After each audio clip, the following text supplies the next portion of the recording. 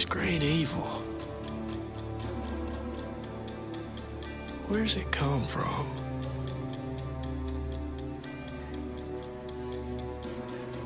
How did it still enter the world?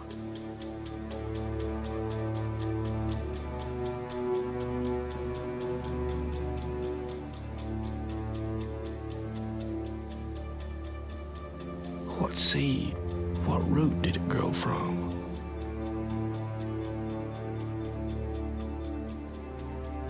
Who's doing this? Who's killing us? Robbing us of life and light.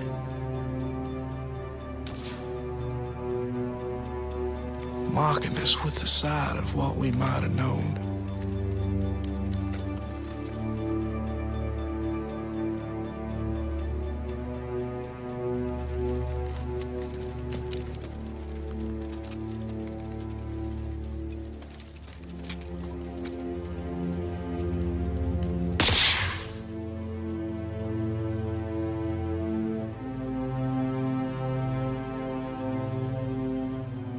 Does our ruin benefit the earth?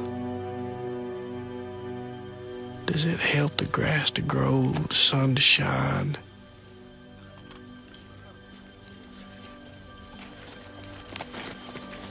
Is this darkness in you too?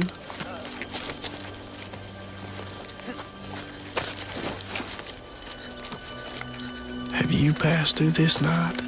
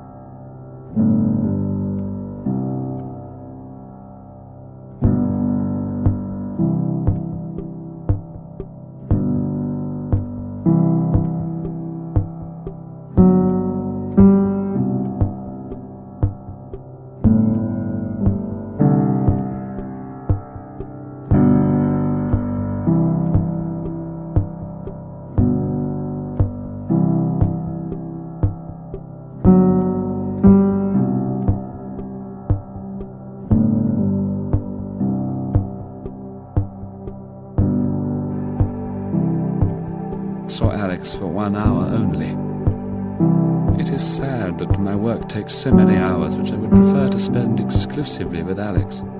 I am so indescribably happy with her. Never did I believe there could be such utter happiness in this world. Such a feeling of unity between two mortal beings. A marvelous, unforgettable day in my life. The day of my engagement to my precious, beloved Alex. Walked around the entire day in a haze, not fully conscious actually of what happened to me.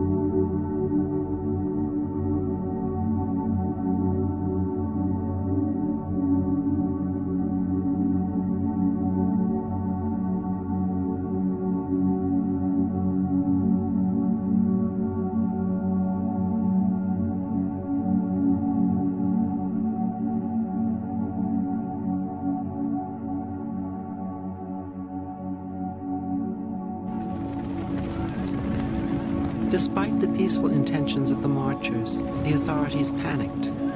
To back up the Cossacks with their whips, they called out the infantry with their rifles. The second volley was aimed directly at the marchers. Several hundred were killed.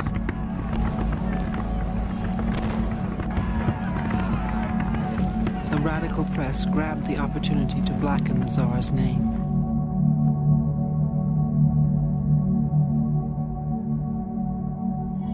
I was at the palace when the telegram arrived. Both Alex and I were with Nicky. He turned ashen pale. Alex broke down and sobbed. The whole palace was plunged into mourning that day. 9th of January. A distressing day. The troops have been forced to fire in several parts of the city, and there are many killed and wounded.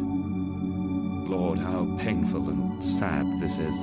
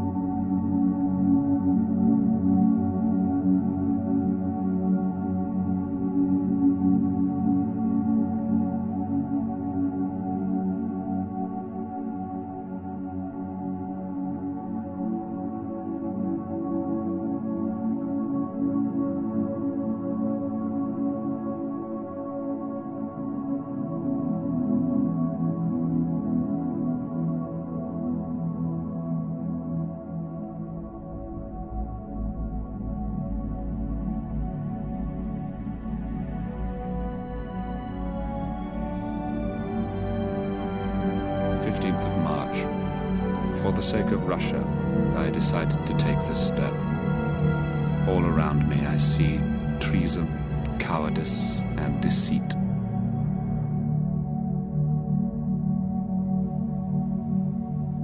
My grandfather, when he heard that the Tsar abdicated not only for himself but also for his son, Alexis, he became pale like snow and started having tears and even sobbed and said, well, now Russia is finished.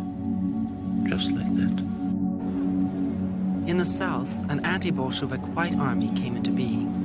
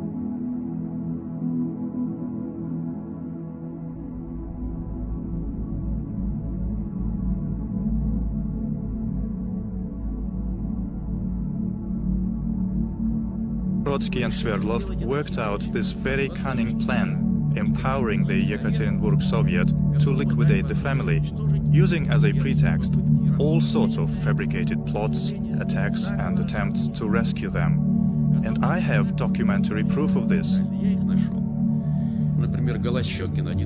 For example, Goloshokin, head of the Yekaterinburg Soviet, went to Moscow twice just before the killings. Twice he was in Moscow for instructions, for meetings with Lenin, Sverdlov and others. It was all pre-planned. The foul act of annihilating Nicholas II was not accidental. The local Bolsheviks appeared to have carried out the murders on their own initiative, but it now seems clear that it was on orders from Lenin. Lenin took great care, however, to hide the truth, even from his ambassador to Berlin, Adolf Ioffe. In 1918, when my father was Soviet ambassador in Berlin, he received a communication down the line from Moscow that the former Tsar Nicholas II had been shot. He asked, "And what about the family?" He got no reply, and somehow the question was hushed up. And when Dzerzhinsky, head of the secret police, passed through Berlin, father leant on him and said, "Why did you not reply to my queries when everyone was asking me, from the Kaiser down, all Alexander's relatives, you know?" Dzerzhinsky replied, "It was a special order from Lenin." He said, "Let Ioffe be told nothing. It will be easier for him to lie about it there in Berlin."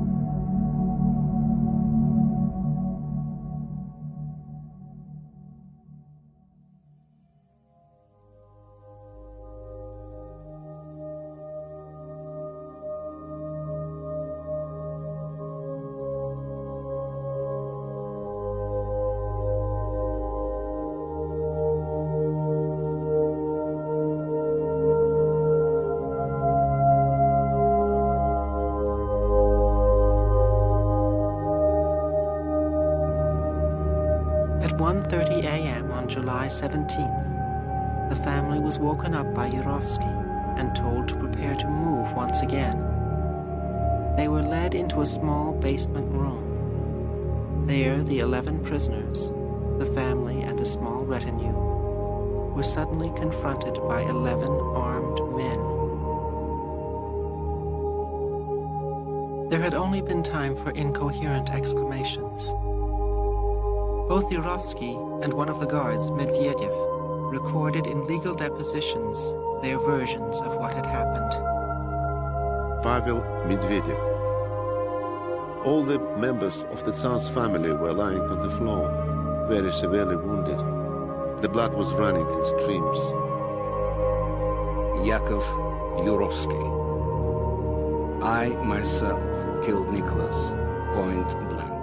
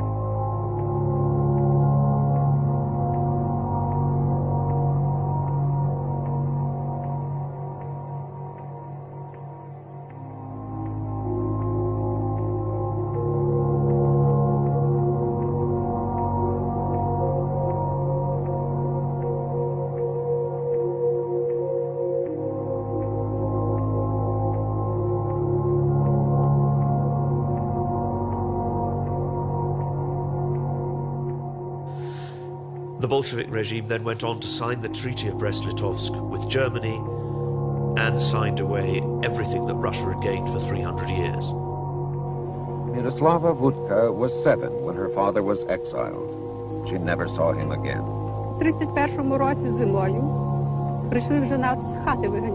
In the winter of 1931, they came to evict us from our house.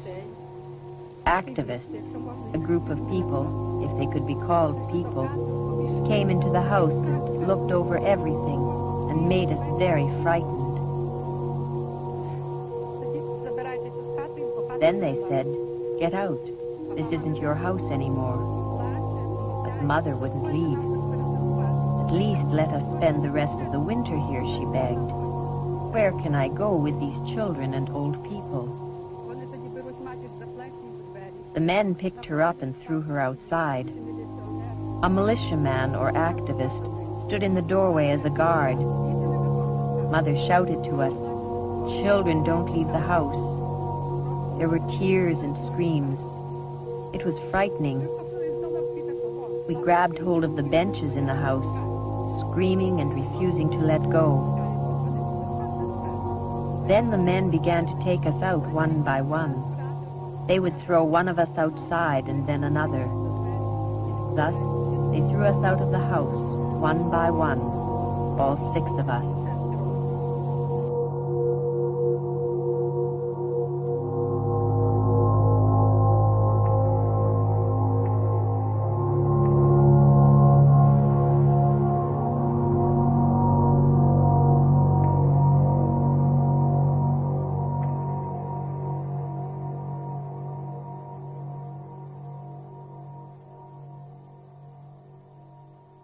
The survivors work as slave labor, producing raw materials for export to the West.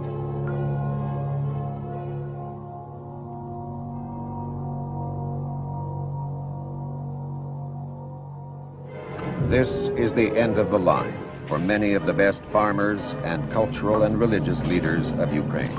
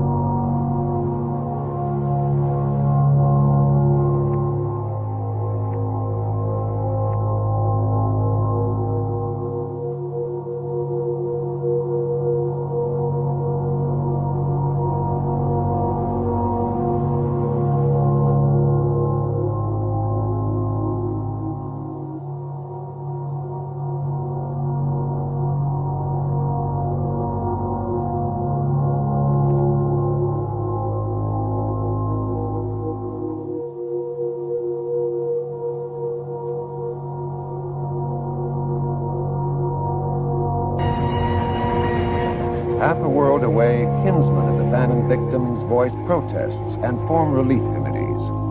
Help is offered from Canada, the United States, Switzerland, France, Belgium.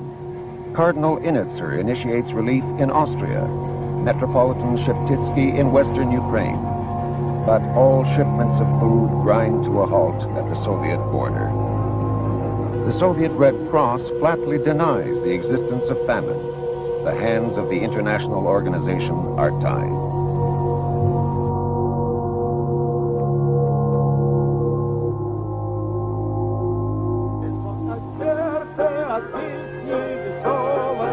Idealized scenes of work and happy peasant life are the staple diet in Soviet movie theaters as the famine rages on.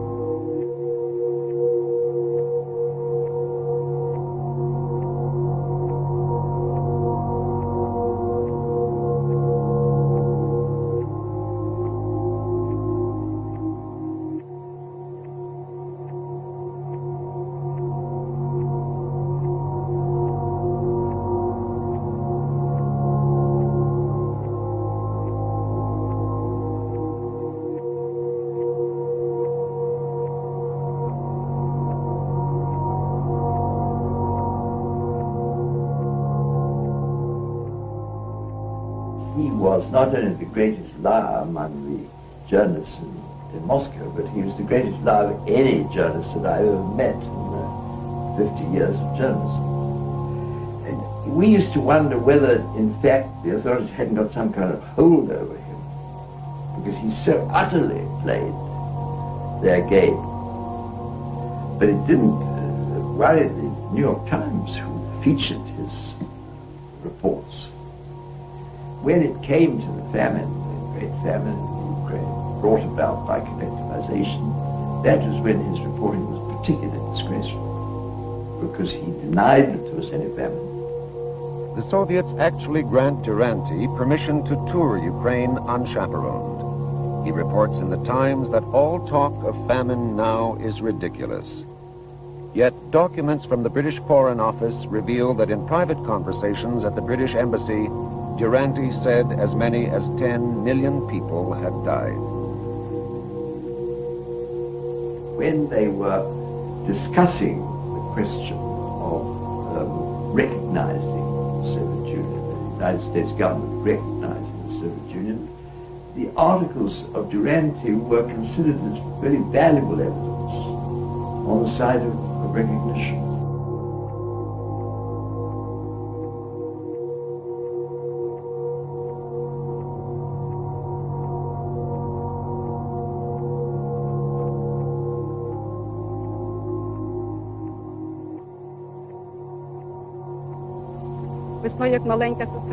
In the spring, when my little sister died, her body lay in the house a whole week. We kept it until Mother came back from the state farm. People would come to our house and knock on the door every day, asking whether we had any corpses. We'd shout, "No, we don't."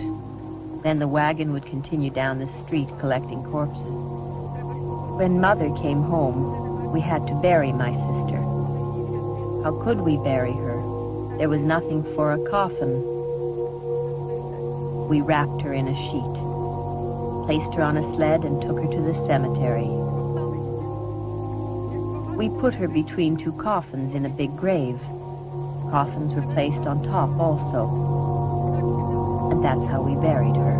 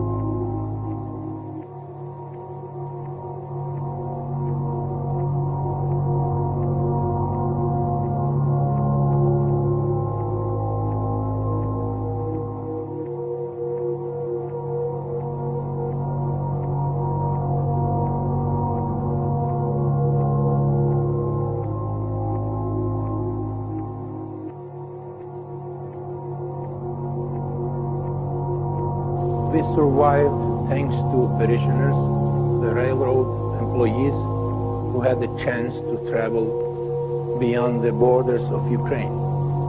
And we had neighbors, Soviet officials. They always had food. We came through their garbage cans. We eat rotten potatoes, rotten cabbage and beets, and the scraps of food which they threw away. I am not ashamed to admit it, because it was a matter of survival. I didn't want to die. The collective farm where my father worked had stood since 1928. It was a good, strong farm. But although this was the best farm around, it was suffering even more than the others, because they were disciplined and had everything organized on time, while government trucks would pull right up to the winnowing machines and take everything. They even took the chow. My father was already swollen. Not too much. His feet were swollen. eyes, all in the typical look of starvation.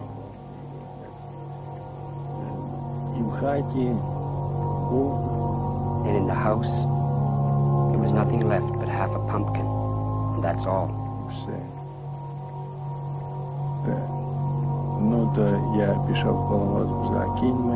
I went to the collective farm to get horses. There, a friend of mine from the Communist Youth League said weakly, "You came to take your father away? Well, take him. Maybe he'll survive. But it's too late for us."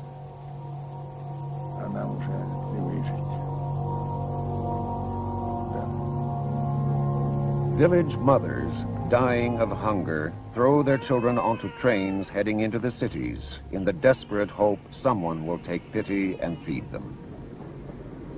I entered the car, railroad car, and then I saw it was full of children.